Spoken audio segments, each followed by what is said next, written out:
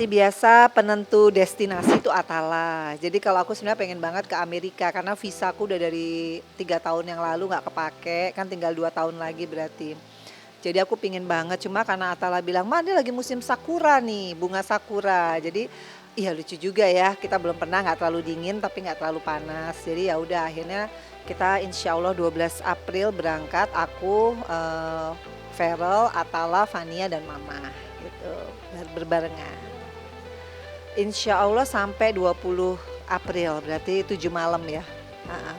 Nah, jadi aku pengennya tuh ke Nagoya, ke Osaka, ke Kyoto. Jadi emang kebanyakan kota sih, tapi karena ada anak cowok-cowok 2 itu kan aku pikir nggak apa-apa lah exploring ya, karena kan nggak pakai tour guide dan tapi akhirnya karena kakak gabung, kakak kan last minute tuh gabungnya, joinnya. Jadi akhirnya aku ngikutin mungkin kalau kakak nggak mau ke Nagoya ya kita exploring Tokyo ya. Yang penting pokoknya kita berlima quality time gitu loh.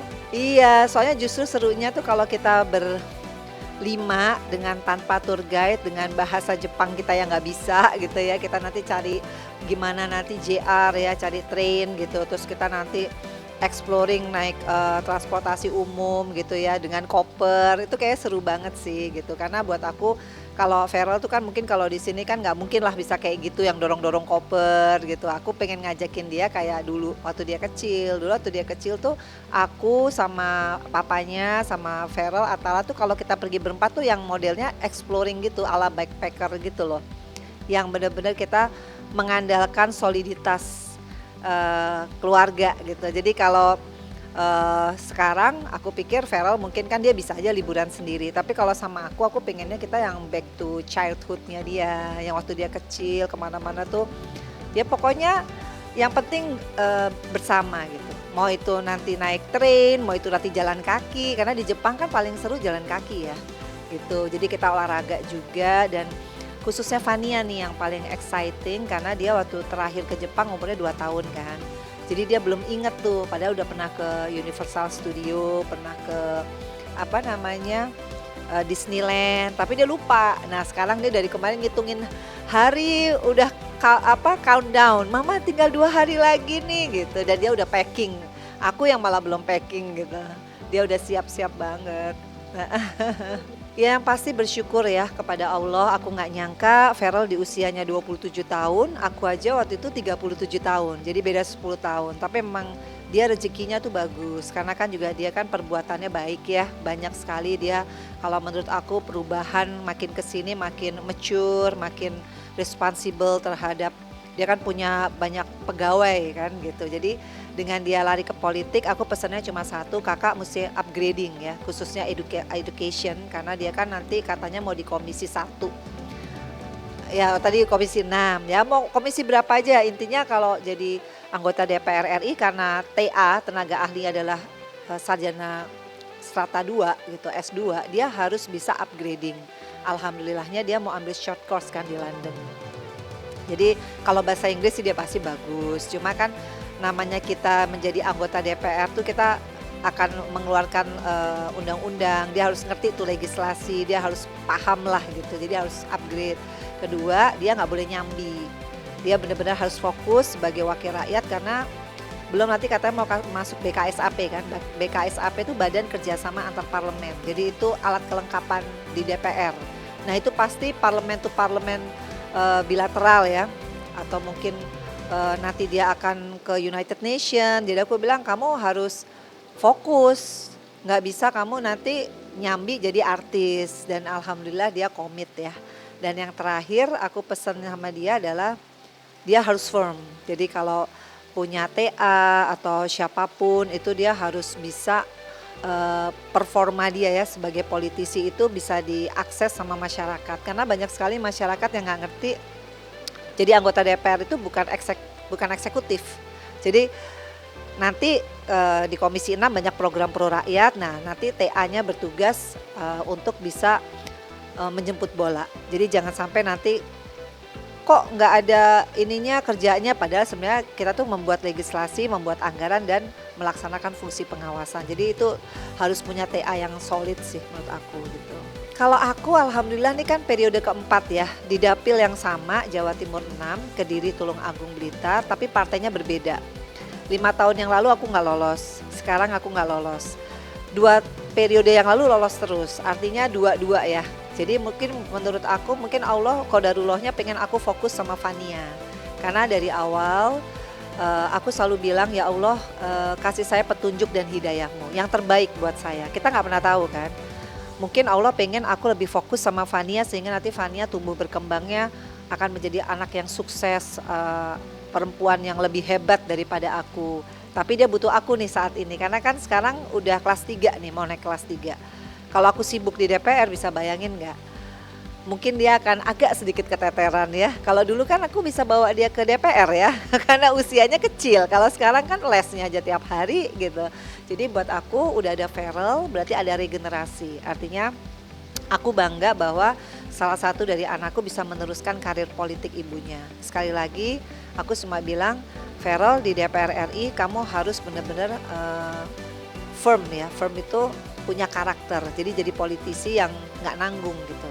Kamu harus belajar bagaimana berpolitik yang jujur, berpolitik yang jadilah politisi yang amanah. Nah itu nanti dia akan cepat belajar deh. Yang paling penting aku senang dia bisa mengadopt apa yang aku kerjakan dulu waktu dia kecil. Ternyata dia punya inspirasi meneruskan. Karena kan jarang ya, biasanya anak umur dia masih yang hura-hura. Karena politik itu berat loh.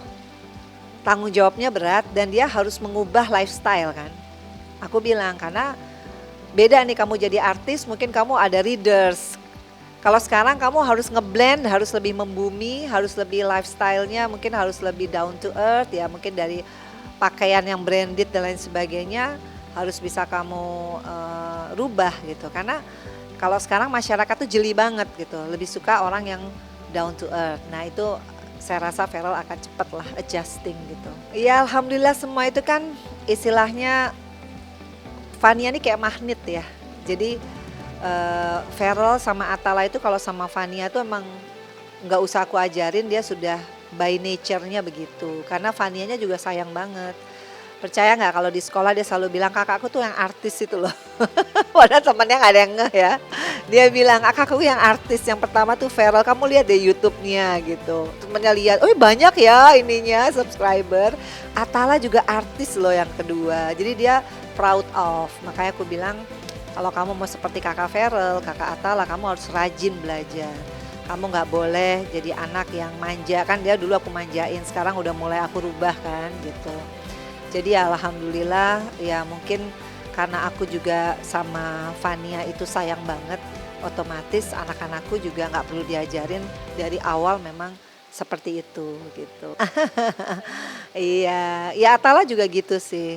Jadi kalau Fania nih karena nggak punya papa ya, jadi kemarin dia juga ngeh gitu. Kenapa papaku beda sama papahnya Feral sama Atala? Dia udah mulai ngeh gitu. Akhirnya aku jelaskan gitu. Jadi alhamdulillah ngerti. Cuma kadang-kadang dia tuh suka miss something gitu. Artinya kalau yang dia pingin dari kakak tuh bukan hadiah doang, tapi eksistensi kakaknya secara fisik. Kemarin tuh Atala pergi rekaman aja dipegang loh kakinya, nggak boleh pergi. Dia mau ikut. Kayak tadi juga. Kenapa aku nggak boleh ikut? Aku kan bisa jaga diri sendiri. Jadi dia tuh nggak mau pisah. Jadi kalau sekali ketemu nggak mau pisah. Iya, jadi Fania tuh karena dia lagi pingin sosok bapak, cuma kan nggak ada. Ya sosok kakak jadinya. Jadi itu kakaknya yang namanya digelanjotin, yang namanya Atala tuh nggak boleh pergi. Jadi dia lebih apa ya, lebih cemburuan, lebih apa ya namanya sih? Ya itulah Fania ya gitu. Iya, jadi semua anak-anakku waktu itu meskipun aku istilah katanya waktu itu ya, ya aku berpikir kalau bahasa Inggris itu udah jadi bahasa yang internasional ya, yang universal. Jadi aku nggak pernah mimpi Feral nanti jadi DPR, jadi artis. Tapi memang semua anakku dari kecil aku nggak punya uang, tetap aja sekolahnya harus sekolah yang the best. Kalau perlu aku ngirit tuh. Waktu itu boleh dibilang kita belum mampu lah sebetulnya untuk sekolahin Feral sama Atal di sekolah yang nasional plus ya. Tapi aku selalu punya komitmen kalau untuk anak sekolah aku akan jor-joran. Lebih baik aku istilahnya mobilnya biasa waktu itu jadi artis, tapi anaknya sekolah nasional plus. Artinya bahasa pengantar Inggris. Dan aku selalu komit anak-anakku harus full lesnya. Seperti Farel sekarang kan bisa main piano, bisa taekwondo, bisa bahasa Inggris segala macam karena aku lesin semua kan, ikro juga les agama ya. Jadi nanti kita lihat ke depannya kayak Fania, les balet, les gimnastik, les vokal, les ikro, les kumon, apalagi yang belum ya. Katanya mau les berenang, tambah drawing. Ini anak kan aktif ya, jadi nanti kita lihat gedenya dia bakatnya di mana. Tapi aku harus memfasilitasi semua itu gitu. Iya, itu guru pianonya sama. Jadi guru pianonya Farel adalah guru pianonya Fania. Kalau Atala sukanya drum kan, makanya dia jadi DJ. Alhamdulillah semuanya disyukuri. Aku punya anak-anak yang soleh dan soleha, apalagi Farel sebagai anak pertama. Tahun ini dia membuktikan ya bahwa dia bisa menjadi anggota DPR RI yang menurut aku nih membawa nama baik keluarga, mengangkat derajat orang tuanya dan on the track ya. Jadi alhamdulillah tahun ini lebarannya buat aku sih sangat berkesan karena 30 hari kemarin aku punya komit untuk membagi-bagikan nasi berkah itu ya. Dan alhamdulillah ternyata hasilnya kita tuh lebih damai sekeluarga. Ya khususnya rezekinya Farel dibuka, rezekinya Atala, Fania juga sekarang jadi anak yang sehat, yang aktif. Itu kan berkah ya gitu. Jadi buat aku insya Allah bisa ketemu lagi di Ramadan berikutnya. Mudah-mudahan bisa lebaran di Tanah Suci sama Farel, sama Atala, sama Fania. Mudah-mudahan Farel udah dapet jodohnya. Jadi pokoknya yang terbaik buat anak-anakku gitu. Nah anak sekarang kan ini ya beda. Jadi buat aku sih aku doakan terus. Mudah-mudahan tahun depan Farel udah di DPR RI dan dapat istri yang teman ibadahnya yang soleha. Oh enggak, yang Farel yang pingin. Kalau aku mah cuma doain karena buat aku kan Farel tahun depan berarti 29 ya. Buat aku sih it's okay karena udah cocok, dia udah punya pekerjaan, udah settle. Tinggal nanti dari Allah dikasih jodoh yang terbaik. Tapi kan aku sebagai ibu selalu mendoakan Farel, Atala, Fania. Tapi kalau Farel kan kayaknya dia sendiri yang pengen punya keluarga sendiri gitu. Nah ini dia kalau aku bener-bener sekarang ini di titik yang pengen banget fokus sama anak-anak khususnya sama orang tuaku juga karena pengalaman kemarin membuktikan ya bahwa kalau kita bener-bener fokus sama orang tua ya memuliakan orang tua, kemudian aku punya anak 3 apalagi si kecil nih yang harus aku didik banget, nanti kayaknya jodoh datang sendiri. Jadi nggak usah ribet sama jodoh ya karena sekali lagi Allah mungkin pengen aku lebih istiharoh ya, jadi nggak usah terburu-buru.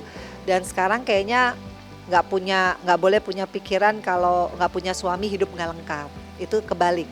Justru kalau aku bisa lebih meluangkan waktu untuk orang tuaku bahagia, pasti nanti doa orang tuaku yang akan mengirimkan jodoh yang terbaik. Jadi aku nggak ngejar jodoh, tapi ngejar ridho orang tua. Nanti bentuknya jodoh, bentuknya rezeki buat aku, buat Farel, Atala dan Fania. Gitu. Kalau trauma enggak, karena kalau trauma berarti kita tidak menerima qadarullah dari Allah. Kan sudah nasib ya, sudah tertulis nasibku tahun segini aku mengalami KDRT, tahun segini Farel masuk ke DPR RI, tahun segini aku dikasih Fania, itu kan up and down kehidupan sudah tertulis. Jadi aku nggak boleh merasa menyesal dengan apa yang menjadi ketetapan dari Allah ya. Jadi aku terima semua, justru aku refleks ya ke dalam diriku. Aku banyak kesalahan, contohnya terlalu percaya sama omongan orang. Padahal harusnya istiharoh dulu kalau mau dapet jodoh. Jadi nggak boleh buru-buru, nggak boleh percaya sama omongan orang, tapi istiharoh, minta petunjuk sama Allah lewat sholat istiharoh itu. Itu yang memang dulu aku nggak lakukan. Jadi insya Allah ke depan merubah ini pola pikir gitu.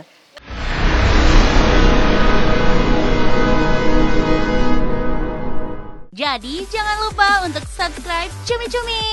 Ditekan ya tombol lonceng merahnya.